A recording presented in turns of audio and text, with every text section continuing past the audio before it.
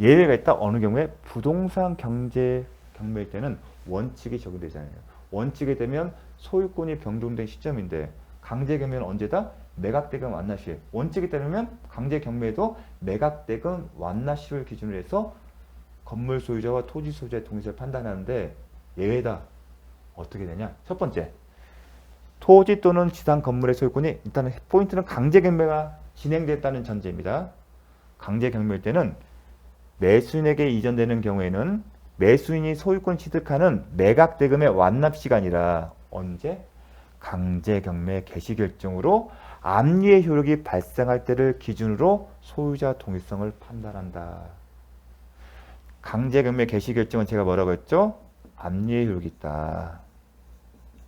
이 경우에는 강제 경매의 경우에 출발할 때는 원칙에 대한 예를 인정해서 언제다? 강제 경매 개시 결정을 시점을 기준으로 해서 그 시점을 기준으로 해서 소유자의 동의성 여부를 판단한 겁니다. 그런데 강제 경매 개시 결정 이전에 자, 이미 강제 경매든 임의 경매든 경매 신청하게 되면 집행법원 직권으로 강제 경매 개시 결정 등기를 해요. 근데 그건 압류의 효력가 있습니다. 근데 압류의 특징이 뭐냐면 처분 금지예요. 묶어두는 거예요. 계속 채권자는 채무자 명의의 재산에 대해서만 집행을 할 수 있습니다. 그래서 묶어두는 거예요. 더 이상 소유권이 변동되지 않게 해서. 그게 압류에 묶어두는 거예요. 이 압류의 효력이 발생한 이후에 설사 소유자 변동되더라도 그 소유권의 변동 효력은 유효하지 않습니다. 나중에 직권 말소돼요. 그래서 압류된 부동산을 사는 게 아닙니다. 나중에 좀 어려운 얘기일 수도 있는데 일단 처분 금지다. 처분을 금지시키는 효력이 있다. 그의 효력이 위반된 것은 효력이 없다. 처분 금지 효력이 위반된 것은 효력이 없다. 처분을 금지시키는 겁니다. 처분을 금지시키고 등기가 됐기 때문에 거래가 이루어지지는 않습니다. 그런데 이 압류, 강제 경매 개시 결정이 압류죠. 그 이전에 가압류가 있고 가압류라는 얘기는 압류는 집행권에 있는 거예요. 강제 경매는 집행권은 확정된 판결 대표적으로 소송을 해서 돈 달라는 소송에서 이기고 그 판결이 더 이상 다투지 않아서 확정됐을 때 그 집행권이 있는데 그때 이제 압류 들어가는데 미리 소송을 제기하기 전에 미리 묶어두는 거예요. 가압류 미리 가등기처럼 가압류가 있고 소송을 제기합니다. 가압류를 묶어놓고 실무에서 소송합니다. 그걸 승소하게 되면 가압류를 본압류로 집행합니다. 이게 뭐냐면 가등기 본등기처럼 본등기의 물권 변동의 효력은 본등기 시점이지만 부동산에 대해서 양립할 수 없는 소유권이 존재하고 그 소유권에 관한 선유가 있을 때 그 시점을 가등기 시점에 구분해서 기준으로 해서 다툰다고 했죠. 그래서 가등기 이후에 가등기와 본등기 사이에 소유권 이전 등기 있다 하더라도 그 이전 등기는 직권 발수된다. 기억나십니까? 마찬가지로 압류의 효력은 뭐였죠? 처분 금지인데 그 시점이 경매 개시 결정이 아니라 가압류 시점까지 소급하는 겁니다. 그게 가압류를 본압류로 집행한다는 얘기입니다. 왜냐하면 처분 금지 후에 그 효력을 더 땡기는 겁니다. 여기는 어려운 얘기인데 암기를 해주십시오. 근데 제가 말씀드린 내용이 핵심 포인트입니다. 가압류가 있고 그것이 그 가압류가 본압류로 이행된 경우입니다. 그 가압류가 본압류로 이행되면 처음에 가압류 효력이 발생한 때를 기준한다. 이게 스텝 2입니다. 가압류가 없으면 경매 개시 결정 등기. 근데 경매 개시 결정 등기에 가압류가 있고 그 경매 개시 결정 등기는 그 가압류를 본압류로 집행하는 것. 그 처분금지 효력 시점을 가압류 신청까지 땡기는 겁니다. 그런 경우에는 가압류 시점을 기준으로 합니다. 세 번째, 강제 경매를 위한 압류나 그 압류에 선행하는 가압류가 있기 이전에 저당권이 설정되어 있다가 그 후 강제 경매로 인해 그 저당권이 소멸한 경우에는 저당권 설정 당시를 기준으로 소유자의 동의성 여부를 판단합니다. 이게 부동산 강제 경매에서 소유자의 동의성을 판단하는 예외적인 예입니다. 이거는 암기를 해주십시오. 이제 최근에는 박스형으로도 나오고 했는데 왜 이런 결과가 나오냐면 자 여기서 동의성을 판단하는 기준 시점에 나오는 동의성을 판단할 시점 기준이 뭐가 나왔죠? 하나가 경매 개시, 결정, 등기였어요. 그렇죠? 이게 뭐였다? 압류다. 그리고 또 하나가 가압류였어요. 가압류가 본압류로 집행된 경우에는 가압류를 시점 기준으로 해서 동일성을 판단한다. 하나는 또 뭐였죠? 가압류와 저당권 실행, 저당권이 시간적 순서상 저당권이 먼저 설정되고 그 뒤에 가압류가 있고 그 뒤에 가압류에 기한 압류가 진행된다면 뭐죠? 저당권 시점이에요. 근데 이제 민사집행법상 이제 여러분들이 수험 범위는 아니에요. 근데 민사 강제 집행 아니면 임의경매에 대해서는 수많은 하나의 부동산에 대해서 경매 절차가 진행되는 부동산에서 수많은 이해관계인이 있고 그 이해관계는 가치는 기대되는 예상 처음에 본인이 기대되던 가치는 보호될 필요성이 있습니다. 어떤 경우였죠? 법정지상권 했을 때 저당권이 파악한 교환가치 이 사람이 이만큼 파악했는데 나중에 예측하지 못한 사정을 해서 줄어들면 저당권 측에 손해를 받을 거고 그렇게 되게 되면 저당권은 활성화되지 않을 거고 오히려 그게 법적 안정성에 해치는 것처럼 각각의 이유로서 이 사람들이 갖고 있는 이해관계를 조정하는 겁니다. 나중에 여러분들이 실무를 하게 되면 이제 경매 공부하기 때문에 여기에 나오는 경매 결시 결정, 압류, 가압류, 저당권은 말소 기준 권리예요. 이걸 통상 말소 기준 권리하고 이 말소 기준 권리를 가지고 나서 부동산에 존재하는 용익 물건에 인수되는지 아니면 소멸되는지 그 여부를 판단하고 있습니다. 즉 어떤 얘기냐면 민사집행법상 이해관계는 이 말소 기준 권리를 가지고 판단한다는 겁니다.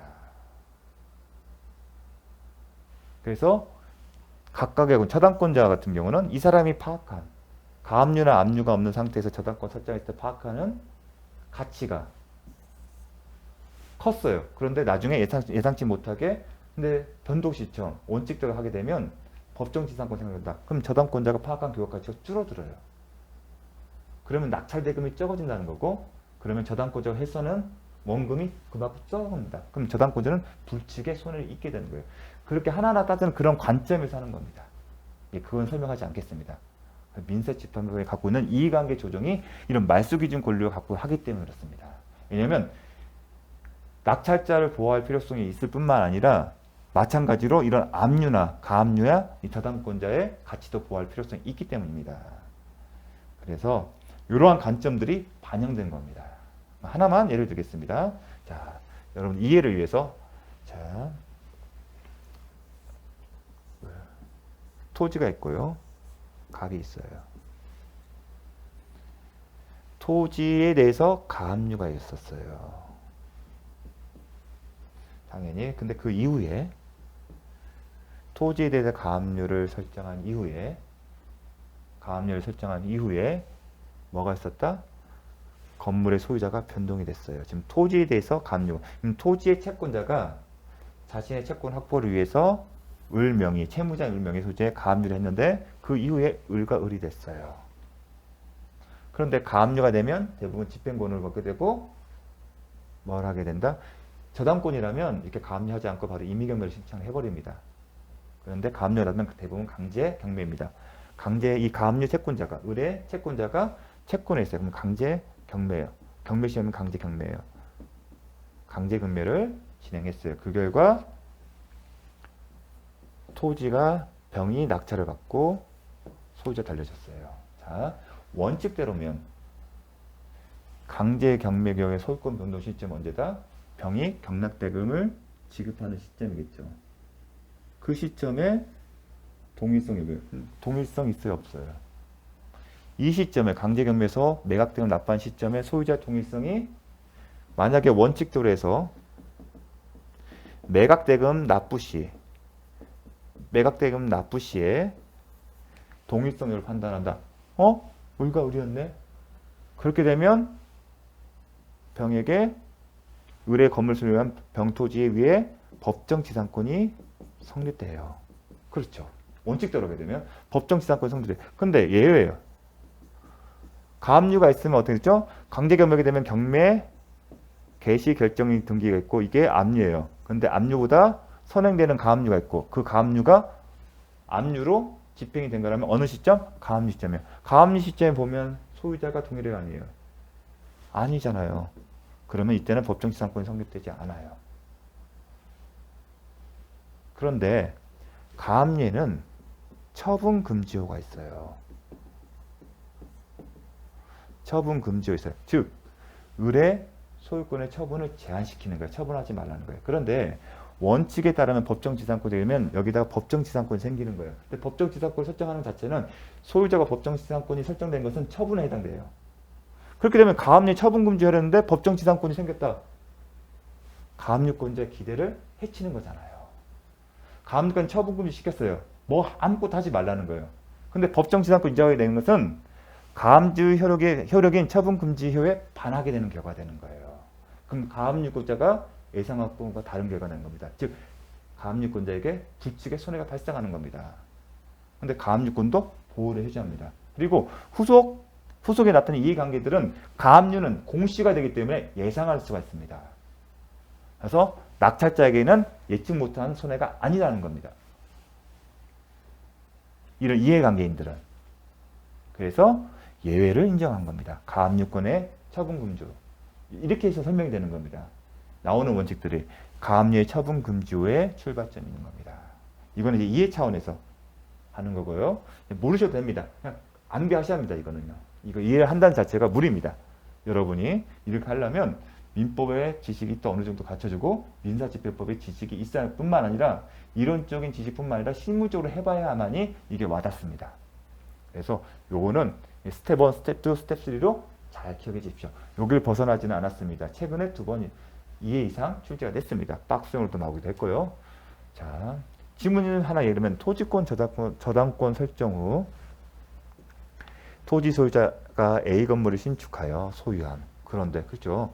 토지의 저당권을 설정했고 그 이후에 토지 위에 건물이 됐다는 겁니다. 그리고 토지에 관해서 통상의 강제경매가 실시됐어요.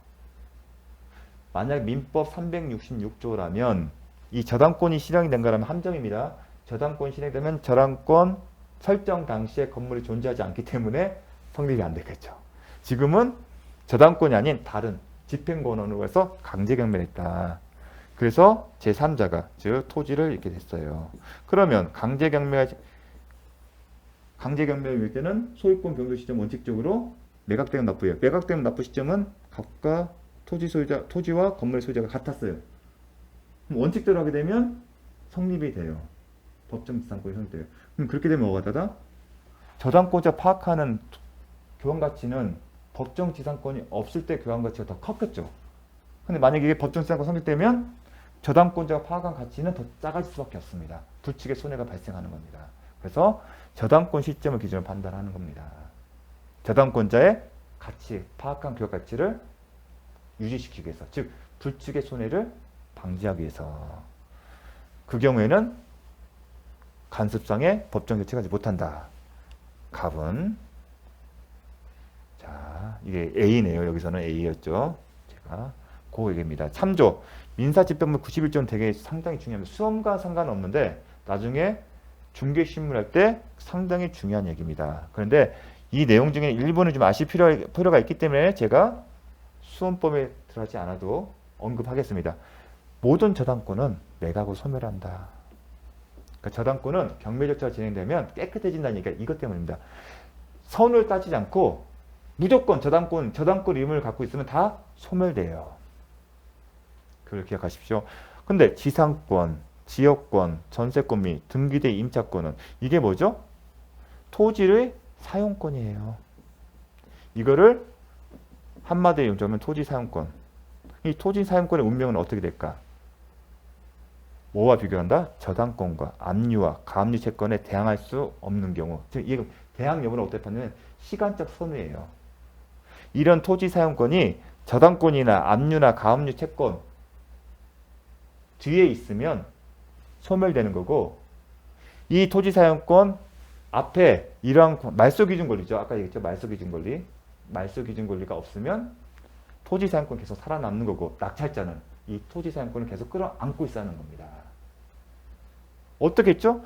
저당권과 압류와 가압류를 갖고 비교하는 거예요. 그리고 저당권, 압류, 가압류에서 판단할 때 어떻게 되냐면 저당권도 있고 압류도 있고 가압류도 있어요. 저당권 하나만 있으면 저당권을 갖고 비교를 하면 되겠죠. 토지 사용권의 시간적 선호를. 임차권도 등기됐기 때문에 접수일자가 다 있을 거예요. 접수일자를 비교한다는 얘기입니다. 근데 저당권도 있고 압류도 있다. 그러면 시간적 순선 사용을 가장 빠른 걸 갖고 판단합니다.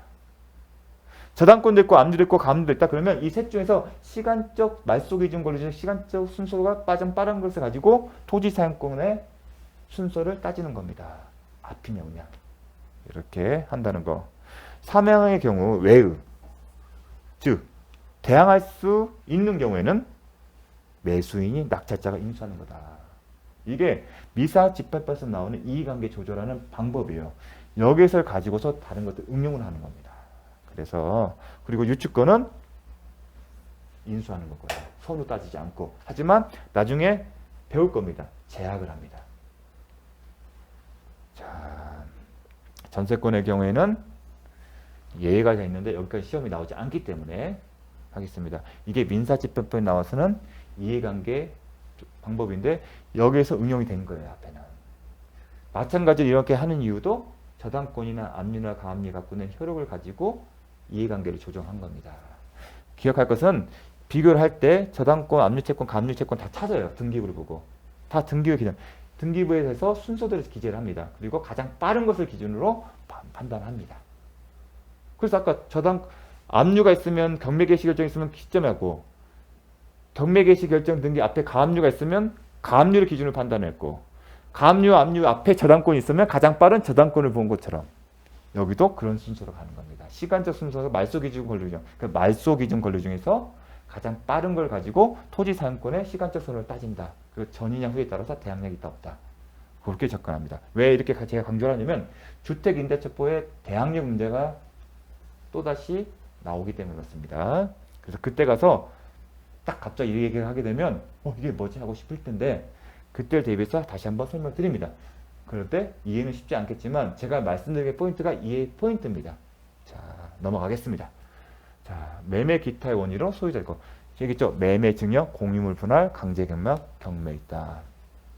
토지와 건물을 함께 매도했으나 토지에 관해서만 소유권이 이전된 경우. 자, 아까 봤죠? 여기서 봤잖아요. 그렇죠. 저당권 설정 당시에 미등기였기 때문에 아직 법률상 소유자는 갑이에요. 그리고 토지는 을의 소유자예요. 그러니까 저당권 설정 당시에 건물과 토지 소유자가 동일하지 않기 때문에 저당권 실행에 따라 토지 소유자 건물자가 다르다 하더라도 법정지상권 성립될 여지가 없다가 저당권 편에서 배운 거예요. 지금은 어디죠? 관수법상 법정지상권 지점이에요. 그러면 어디냐면 이 지점을 이제 보기 위한 거예요. 여기서는 이제 법정지상권 성립이 안 돼요. 그럼 이 사람이 지금 관수법상 법정지상권을 주장하는 이유는 그거를 양도하고 양수가 채권자 대권을 행사하고 싶은 거예요. 성립이 된다고 한다면 어떤 경우냐? 자, 갑과 갑이 소유였어요. 그런데 매매를 했어요. 근데 이전 등기를 했지만 아직 등기를 안 했어요. 그러면 법률상 소유자는 여기는 갑이 되고 여기는 법률상 소유자 을이에요. 동일한 소유자였다가 매매로 인해서 소유자가 달라진 경우에 그러면 관수법상 법정지상권 성립된 것이 아닐까 하는데 아니죠. 왜냐하면 법률상 소유자인 거 맞는데 포인트가 있어요. 만약에 이 매매 계약이 토지였다면 그 얘기가 맞을 겁니다. 하지만 뭐였죠? 매매 목적물이 토지뿐만 아니라 건물도 포함이 됐어요. 그리고 사실상의 처분권은 농자로. 사실상 처분권이 어떤 나왔죠? 매매 계약을 했고 매매대가 전부 지급하고 점을 넘겨준 거예요. 지금은. 사실상 처분 권한을 누구한테 줬죠? 을한테 줬어요. 제가 사실상 처분 권한 했을 때 항상 되는 게 아니라 매매 계약이 체결되고 매수인이 매매대금 다 지급하고 그 다음에 점유까지 넘겨봤는데 단지 등기가 아닌 상태에서만 사실상 처분 권한이 있다는 거고 그 사실상 처분 권한이 을에게 있다는 얘기는 갑에서 관계에 있어서 아직 등기가 되지 않았기 때문에 물권적인 효력이 발생한다는 겁니다. 채권적으로 갑의 관계에 있어서 을은 이 건물을 처분할 수 있다는 겁니다. 그 얘기는 더 이상 갑의 것이 아니고 법정지상권 인정할 필요가 없다는 겁니다. 왜냐하면 갑은 이것을 넘겼기 때문에 을과 관계에 있어서 법정지상권 인정할 필요성이 없다는 겁니다. 그래서 이 경우에는 법정지상권이 외형상 성립된 거 보이지 않지만 사실상 처분 권한이 을에게 있기 때문에 즉 갑의 입장에서는 인정할 필요성이 없습니다. 어느 경우 인정한다? 이 상태에서 요 토지만을 넘겼을 때만 법정지상권이 인정되는 거지 이 매매계약이 토지뿐만 아니라 건물까지 포함한 경우라면 갑의 입장에서는 법정지상권을 인정할 필요가 없습니다. 왜냐하면 을이 처분 권한이 있기 때문에 그런 설명입니다. 자, B와 관련해서는 366조 법정지상권 법률상 소유가 다르기 때문에 A와 관련해서는 매도인 갑에게 간섭상의 법정지상권 성립되냐? 안 된다. 왜냐하면 을이 토지와 함께 건물의 처분권까지 넘긴 거예요. 기존에는 뭐냐면 토지와 건물이 동일한 소유에 있다가 하나만 넘어간 경우예요. 그러니까 차원이 틀린 겁니다. 함께 취득한 경우에는 관습법상 법정지상권을 인정할 까닭이 없다. 왜냐하면 매도인 입장에서 그걸 넘겼기 때문에 넘기지 않아요. 토지만을 매각했을 때문에 건물 소유를 위해서 법정지상권 성립될 필요가 있는지가 논의실인 거지 이 경우처럼 다 넘겼고 단지 등기만 하지 않아서 건물 자체에 대해서도 을이 매수자가 사실상 처분 권한이 있다면 관습법상 법정지상권의 인정의 필요성이 없다는 겁니다.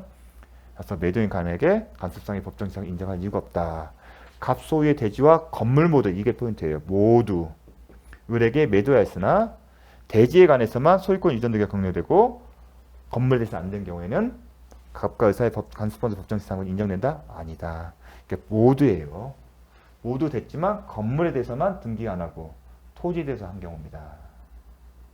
만약에 갑인데 토지에 대해서만 한 경우 이 경우에서는 건물 철거 특약이 없으면 갑의 건물 소유를 위해서 법정지상권이 관습법 법정지상권을 성립한다. 여기는 매매 대상이 요것만 되잖아요. 근데 여기는 대지와 건물 모두 다 차이점이 거기 있는 겁니다. 여기에 주의를 해서 기억을 하십시오.